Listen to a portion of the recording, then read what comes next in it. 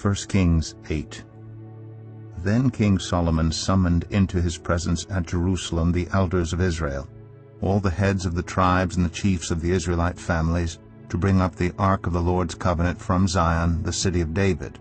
All the Israelites came together to King Solomon at the time of the festival in the month of Ethanim, the 7th month. When all the elders of Israel had arrived, the priests took up the ark, and they brought up the ark of the Lord in the tent of meeting, and all the sacred furnishings in it. The priests and Levites carried them up, and King Solomon and the entire assembly of Israel that had gathered about him were before the ark, sacrificing so many sheep and cattle that they could not be recorded or counted. The priests then brought the ark of the Lord's covenant to its place in the inner sanctuary of the temple, the most holy place, and put it beneath the wings of the cherubim. The cherubim spread their wings over the place of the ark and overshadowed the ark and its carrying poles. These poles were so long that their ends could be seen from the holy place in front of the inner sanctuary, but not from outside the holy place, and they are still there today. There was nothing in the ark except the 2 stone tablets that Moses had placed in it at Horeb, where the Lord made a covenant with the Israelites after they came out of Egypt. When the priests withdrew from the holy place, the cloud filled the temple of the Lord, and the priests could not perform their service because of the cloud, for the glory of the Lord filled his temple. Then Solomon said, "The Lord has said that he would dwell in a dark cloud. I have indeed built a magnificent temple for you, a place for you to dwell forever." While the whole assembly of Israel was standing there, the king turned around and blessed them. Then he said, "Praise be to the Lord, the God of Israel, who with his own hand has fulfilled what he promised with his own mouth to my father David. For he said, 'Since the day I brought my people Israel out of Egypt, I have not chosen a city in any tribe of Israel to have a temple built, so that my name might be there. But I have chosen David to rule my people Israel.' My father David had it in his heart to build a temple for the name of the Lord, the God of Israel.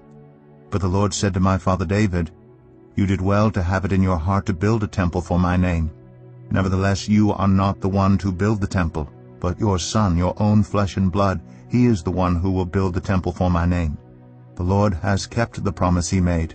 I have succeeded David my father, and now I sit on the throne of Israel, just as the Lord promised, and I have built the temple for the name of the Lord, the God of Israel. I have provided a place there for the ark, in which is the covenant of the Lord that he made with our ancestors when he brought them out of Egypt." Then Solomon stood before the altar of the Lord in front of the whole assembly of Israel, spread out his hands toward heaven, and said, "Lord, the God of Israel, there is no God like you in heaven above or on earth below, you who keep your covenant of love with your servants who continue wholeheartedly in your way. You have kept your promise to your servant David my father. With your mouth you have promised, and with your hand you have fulfilled it, as it is today. Now, Lord, the God of Israel, keep for your servant David my father the promises you made to him when you said, 'You shall never fail to have a successor to sit before me on the throne of Israel, if only your descendants are careful in all they do to walk before me faithfully, as you have done. And now, God of Israel, let your word that you promised your servant David my father come true. But will God really dwell on earth? The heavens, even the highest heaven, cannot contain you. How much less this temple I have built? Yet give attention to your servant's prayer and his plea for mercy, Lord my God. Hear the cry and the prayer that your servant is praying in your presence this day. May your eyes be open toward this temple night and day, this place of which you said, 'My name shall be there,' so that you will hear the prayer your servant prays toward this place. Hear the supplication of your servant and of your people Israel, when they pray toward this place. Hear from heaven, your dwelling place, and when you hear, forgive. When anyone wrongs their neighbor, and is required to take an oath, and they come and swear the oath before your altar in this temple, then hear from heaven and act. Judge between your servants, condemning the guilty by bringing down on their heads what they have done, and vindicating the innocent by treating them in accordance with their innocence. When your people Israel have been defeated by an enemy because they have sinned against you, and when they turn back to you and give praise to your name, praying and making supplication to you in this temple, then hear from heaven. and forgive the sin of your people Israel, and bring them back to the land you gave to their ancestors. When the heavens are shut up, and there is no rain because your people have sinned against you, and when they pray toward this place and give praise to your name, and turn from their sin because you have afflicted them, then hear from heaven, and forgive the sin of your servants, your people Israel. Teach them the right way to live, and send rain on the land you gave your people for an inheritance. When famine or plague comes to the land, or blight, or mildew, locusts, or grasshoppers, or when an enemy besieges them in any of their cities, whatever disaster or disease may come, and when a prayer or plea is made by anyone among your people Israel, being aware of the afflictions of their own hearts, and spreading out their hands toward this temple, then hear from heaven, your dwelling place. Forgive and act. Deal with everyone according to all they do, since you know their hearts, for you alone know every human heart, so that they will fear you all the time they live in the land you gave our ancestors. As for the foreigner who does not belong to your people Israel, but has come from a distant land because of your name, for they will hear of your great name, and your mighty hand, and your outstretched arm, when they come and pray toward this temple, then hear from heaven, your dwelling place. Do whatever the foreigner asks of you, so that all the peoples of the earth may know your name and fear you, as do your own people Israel, and may know that this house I have built bears your name. When your people go to war against their enemies, wherever you send them, and when they pray to the Lord toward the city you have chosen and the temple I have built for your name, then hear from heaven their prayer and their plea, and uphold their cause. When they sin against you, for there is no one who does not sin, and you become angry with them and give them over to their enemies, who take them captive to their own lands, far away or near, and if they have a change of heart in the land where they are held captive, and repent and plead with you in the land of their captors, and say, We have sinned, we have done wrong, we have acted wickedly, and if they turn back to you with all their heart and soul in the land of their enemies, who took them captive, and prayed to you toward the land you gave their ancestors, toward the city you have chosen, and the temple I have built for your name, then from heaven your dwelling place hear their prayer and their plea, and uphold their cause. And forgive your people, who have sinned against you, forgive all the offenses they have committed against you, and cause their captors to show them mercy, for they are your people and your inheritance, whom you brought out of Egypt, out of that iron-smelting furnace. May your eyes be open to your servants' plea, and to the plea of your people Israel, and may you listen to them whenever they cry out to you. For you singled them out from all the nations of the world to be your own inheritance, just as you declared through your servant Moses, when you, sovereign Lord, brought our ancestors out of Egypt.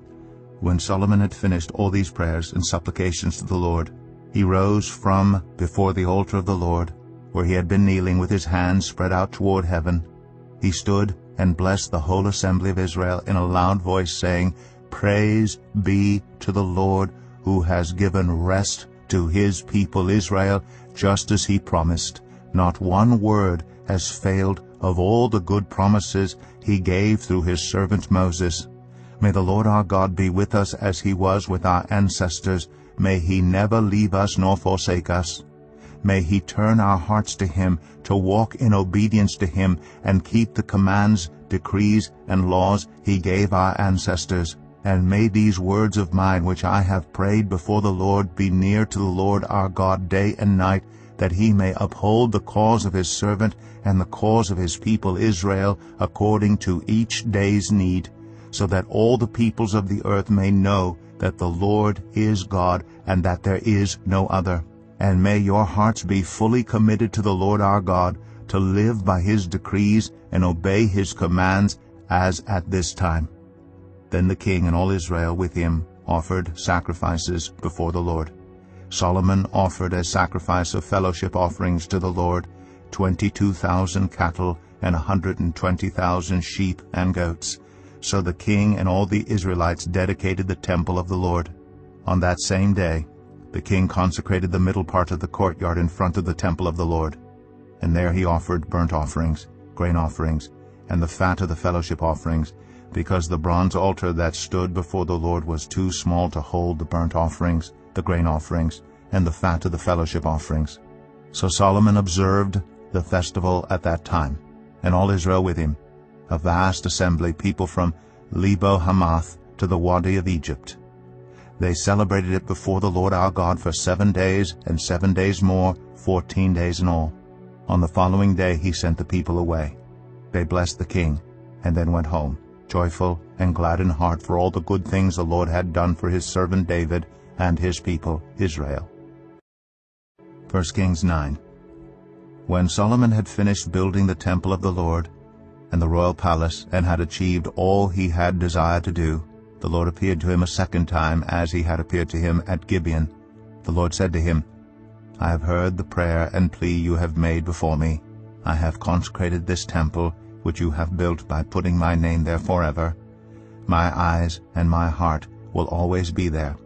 As for you, if you walk before me faithfully, with integrity of heart and uprightness, as David your father did, and do all I command, and observe my decrees and laws, I will establish your royal throne over Israel forever, as I promised David your father when I said, You shall never fail to have a successor on the throne of Israel.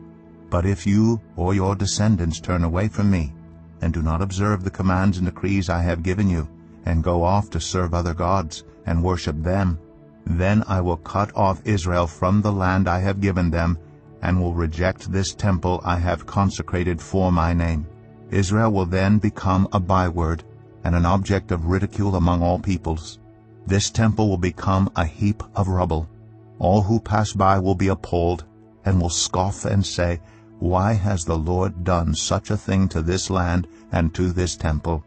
People will answer, Because they have forsaken the Lord their God, who brought their ancestors out of Egypt, and have embraced other gods, worshipping and serving them. That is why the Lord brought all this disaster on them. At the end of 20 years, during which Solomon built these 2 buildings, the temple of the Lord and the royal palace, King Solomon gave 20 towns in Galilee to Hiram king of Tyre, because Hiram had supplied him with all the cedar and juniper and gold he wanted. But when Hiram went from Tyre to see the towns that Solomon had given him, he was not pleased with them. What kind of towns are these you have given me, my brother? He asked. And he called them the land of Cabul, a name they have to this day. Now Hiram had sent to the king 120 talents of gold. Here is the account of the forced labor King Solomon conscripted to build the Lord's temple, his own palace, the terraces, the wall of Jerusalem, and Hazor, Megiddo, and Gezer. Pharaoh, king of Egypt, had attacked and captured Gezer. He had set it on fire. He killed its Canaanite inhabitants, and then gave it as a wedding gift to his daughter, Solomon's wife. And Solomon rebuilt Gezer.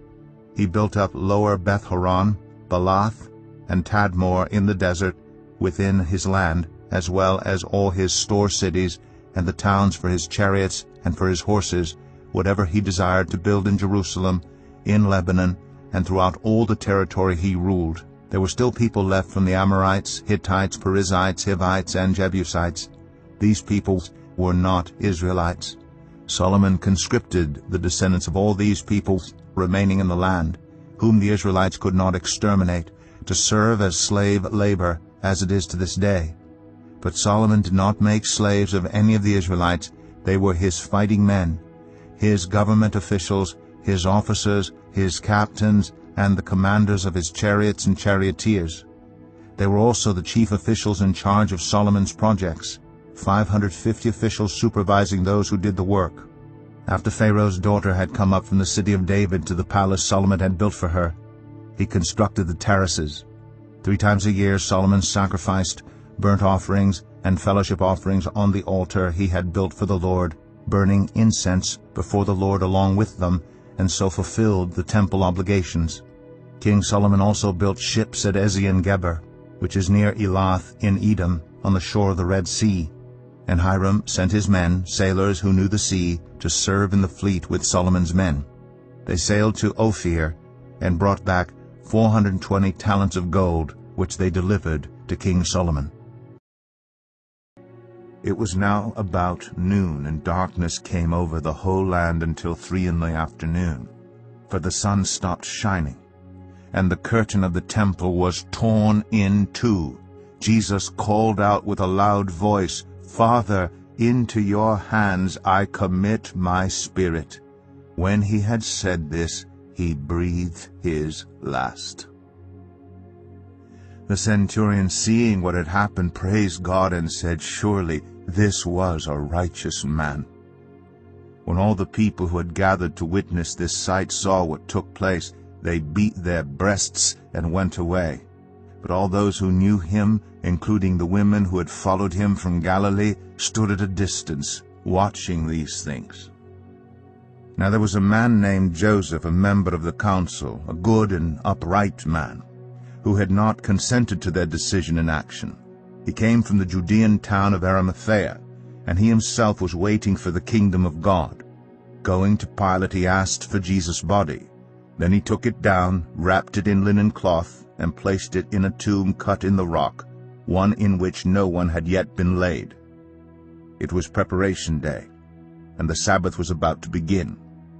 The women who had come with Jesus from Galilee followed Joseph and saw the tomb and how his body was laid in it. Then they went home and prepared spices and perfumes. But they rested on the Sabbath, in obedience to the commandment.